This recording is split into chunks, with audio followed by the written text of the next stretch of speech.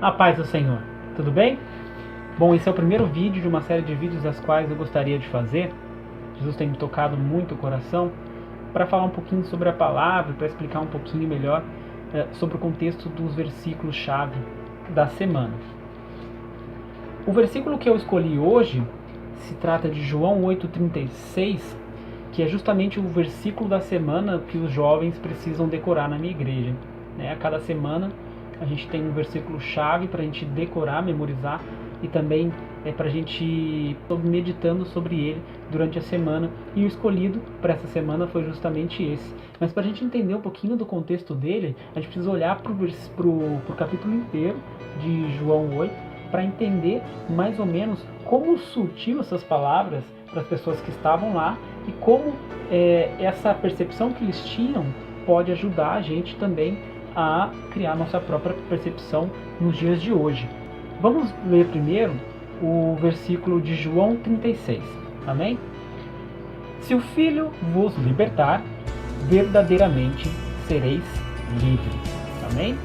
Bom, para entender agora então como surtiu esse efeito nos ouvintes daquela época, vamos no início do capítulo 8. No início do capítulo 8 vem com a história da mulher adúltera que todos nós conhecemos, que foi pega em adultério. Jesus estava lá na sinagoga ensinando após ter voltado do Monte das Oliveiras. E aí os judeus vêm falar com ele e falam: olha, Rabi, encontramos essa mulher em adultério e a lei nos diz que ela deve ser apedrejada. O que diz o Senhor? E ele tranquilo, desenhando na areia inclusive, como quem não estivesse escutando a ele, fala assim: quem entre vós não tiver pecado, que atire a primeira pedra. E os acusadores começaram a se esvair, porque suas consciências pesaram. Chegou um momento que Jesus ficou com essa mulher sozinho e ele perguntou a ela: onde estão seus acusadores, mulher? E ela falou: não estão mais aqui. E Jesus disse: se eles não nos acusaram, eu também não acusarei. Vá e não peque mais. Nesse momento, Jesus a libertou. Nesse momento, Jesus a salvou de uma morte terrível. E deu a dica, Vá e não peque mais. Jesus sempre vem batendo nessa tecla quando ele salva alguém, quando ele cura alguém, ele fala: vá e não peque mais para que algo pior não ocorra contigo. Porque ele sabe exatamente o poder que o pecado tem sobre o pecador. E é justamente sobre isso que vem falar esse capítulo, sobre o poder do pecado em cima do pecador. E Jesus continua, após esse ato, falando sobre si mesmo. Traça-se um paralelo que ele fala aqui, que eu sou a luz do mundo, quem me segue não andará em trevas, mas terá a luz da vida. Hoje em dia a gente tem muita facilidade com luz, a tecnologia nos ajudou bastante nesse sentido. A luz para tudo que é lado, de noite, de dia, mas naquela época não. Naquela época eram tochas que se acendiam e eles andavam, peregrinavam no deserto e tinham muitos predadores. Hoje não há tantos predadores assim, na verdade. E a luz era algo importantíssimo para a vida deles, era questão de vida ou morte. Você fica um pouquinho sem luz no seu bairro, você se sente mal, na verdade. Imagina você ficar a vida toda sem energia elétrica. É assim que era a vida deles. E quando Jesus vem falar que Ele é a luz, a importância disso é ainda muito maior para eles. Afinal, a luz era questão de sobrevivência. Você precisava da luz para se orientar, para se alimentar, para fugir dos perigos. E ele vem trazendo justamente isso, a importância dele para o homem. Eu sou a luz do mundo. Quem vir a mim não andará em trevas, mas terá vida, luz da vida. E aí, de repente, os fariseus, os judeus que estavam por ali, começam a questioná-lo: mas quem é você para falar de si mesmo, testificar de si mesmo, que você é a luz do mundo, que você é um enviado de Deus, que você é o Filho de Deus? E ele fala que ele não testifica de si mesmo, mas tem outra pessoa que testifica dele, que é o Pai que o enviou. E Jesus vem falando sempre que ele está muito próximo do Pai, e ele diz que para onde ele for, aquelas pessoas não poderiam ir. porque elas não acreditavam na sua palavra, né? A sua palavra de que ele era o Filho de Deus. E as pessoas ficavam se perguntando, mas será que ele vai se matar? Ou algo do tipo. Não, justamente Jesus estava falando da ida dele para o paraíso, que essas pessoas que não confiam e não creem na sua palavra não irão.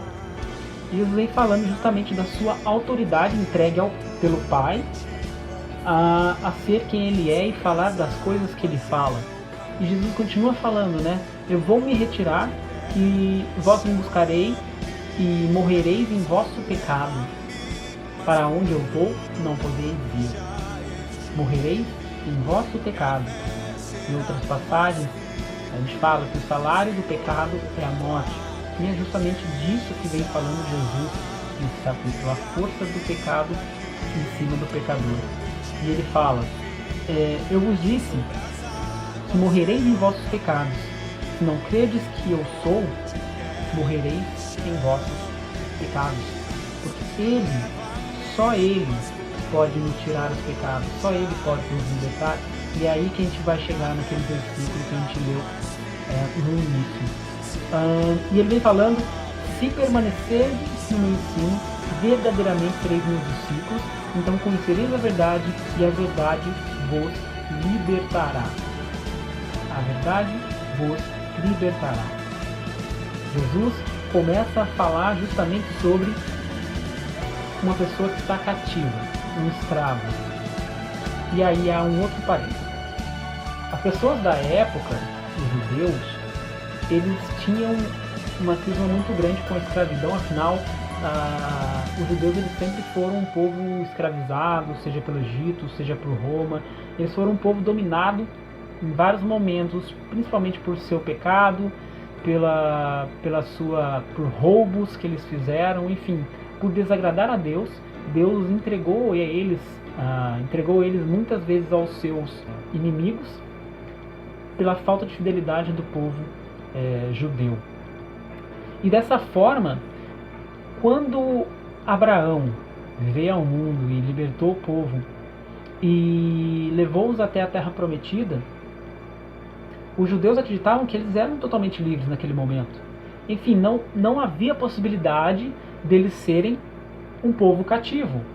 E eles vêm justamente se escandalizando quando Jesus fala de escravidão, falando, eu sou filho de Abraão, eu não sou escravizado por ninguém, ninguém manda em mim. E Jesus vem falando justamente que não é sobre esse tipo de escravidão mundana, terrena, que ele está falando. Ele está falando da escravidão espiritual, porque ele vem falando justamente do pecado e a força que o pecado tem sobre as pessoas. E ele diz, em verdade vos digo, que todo aquele que comete pecado é escravo do pecado. Escravo do pecado. O pecado te escraviza. Você começa a trabalhar para ele. Você começa a olhar só para ele. Você começa a buscar só a ele. Seja o pecadinho ou o pecadão, não importa. Ele vai, de alguma forma, essa brecha que você deu, ela vai te escravizar. Ela vai te prender. Por quê? Porque você vai estar conforme a sua carne, não conforme o teu espírito, não conforme a vontade de Deus. Você não vai estar embaixo do jugo de Deus, mas embaixo do jugo da sua própria carne. E quem trabalha para a carne é o pecado. É um trabalhador árduo que vive te importunando para que você peque, para que você ceda à sua vontade carnal, né? E esqueça a vontade de Deus, a vontade do Espírito Santo que vive em você. Agora, pensando em como surtiu essa mensagem para os judeus na época, podemos pensar da seguinte forma: como que um escravo é liberto? Se o escravo chegar a outro escravo e falar, olha, você está liberto, e ele sair fugindo, ele é um fugitivo, ele não está realmente liberto, né, da escravidão, da servidão. Ele continua escravo, no entanto, fugido. Se vier alguém que não é dono dele e falar, você está liberto, e ele sair correndo, ele estará novamente fugindo. Agora, se o próprio senhor, né, se o seu próprio dono, digamos assim, ou então um filho dele, vier e falar, olha, você está livre, aí sim, o peso da verdade que é falada é real. E aí ele realmente é livre, verdadeiramente é livre. E é justamente isso que vem falando Jesus. Se o Filho vos libertar, verdadeiramente sereis livres. E aí é um problema. É um problema porque Jesus se põe em pé de igualdade a Deus. Ele diz que ele é o Filho de Deus. E aí que o povo judeu vai começando a se escandalizar cada vez mais. Ué, mas você se põe em pé de igualdade a Deus e acima de Abraão? Nós somos filhos de Abraão. Somos filhos de Abraão. E Jesus vem falando, vocês não são filhos de Abraão. Porque se vocês fossem filhos de Abraão, assim como Abraão, vocês também testificariam da minha vinda, vocês também estariam crendo em mim, porque Abraão viu a minha glória e creu. E aí eles vêm perguntando, mas você tem menos de 50 anos, você diz que conhece Abraão? Ali no finalzinho. E ele diz, antes de Abraão existir, eu sou. Ou seja, Jesus, ele mais uma vez vem mostrar aos judeus de que ele não é simplesmente carne, de que ele tem uma natureza divina. A gente tem sorte, muita sorte, que Jesus veio como gente, como homem, para nos livrar, para nos salvar, para nos libertar da nossa própria concupiscência, né? Então, porém, as pessoas não aceitaram isso. E Jesus fala justamente isso, vocês não são filhos de Abraão, vocês não são filhos de Deus, vocês são os filhos do diabo. Porque se vocês fossem filhos de Deus, vocês saberiam quem eu sou, vocês creriam na minha palavra, vocês creriam em quem eu sou e o que eu posso fazer por vocês. Porém, vocês não vão para o céu, como eu vou, porque vocês não creem em mim. E essa é a condição, crer em mim para ser liberto. A verdade vos libertará, e Jesus é a verdade e a vida, o caminho, a verdade e a vida. E agora, pensando nos dias de hoje, é natural que as pessoas, quando ouçam a palavra escravidão, ou então sobre dependência a alguém, principalmente jovens, tendem a dizer, imagina, eu sou o dono de mim mesmo, estamos seguindo por um caminho no qual existe uma libertinagem muito grande, você pode tudo, o corpo é seu, a vida é sua, você completou 18 anos, você faz o que você quiser. Ainda com menos de 18 anos, os jovens já falam, já sou grande o bastante para dizer o que eu quero, para saber o que eu quero, para fazer o que eu quero, e não é bem assim, né?